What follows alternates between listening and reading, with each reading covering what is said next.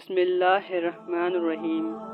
السلام علیکم ورحمۃ اللہ وبرکاتہ۔ ناظرین، آج ہم بات کریں گے حضرت امام حسن اور ایک غریب شخص کے بارے میں۔ حضرت امام حسن تمام مسلمانوں کے لیے جو آزادی کی چاہت رکھی ان کے لیے نمونہ عمل ہے، کیونکہ واقعہ کربلا، روز عاشورہ، امام حسن اور ان امامات تمام صفات کا مظہر ہے۔ صفتیں جیسے کرم، سخاوت، بخشش، علم اور نجات وغیرہ۔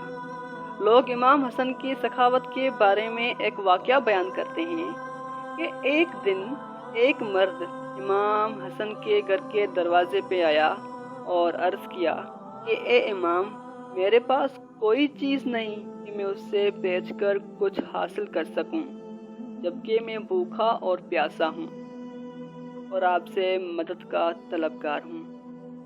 تو امام نے فرمایا، اے علی کے غلام، جو کچھ بھی خزانے میں موجود ہے اس شخص کے لیے حاضر کرو۔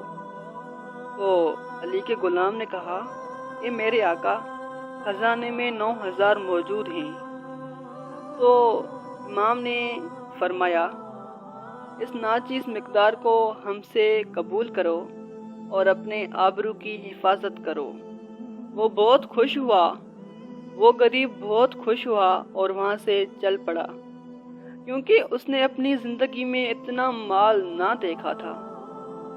یہ وہی امام حسن ہے، یہ وہی امام حسن ہے جو بنی امیہ کے ہاتھوں مارے گئے، کیونکہ اپنے یزید جیسے انسان کے ہاتھ پر بیعت نہیں کی۔ اس طرح سے امام حسن جو امام علی حسین کے فرزند تھے، یزید جیسے انسان جو جواری اور نشئی تھا، اس کی بیعت نہیں کی۔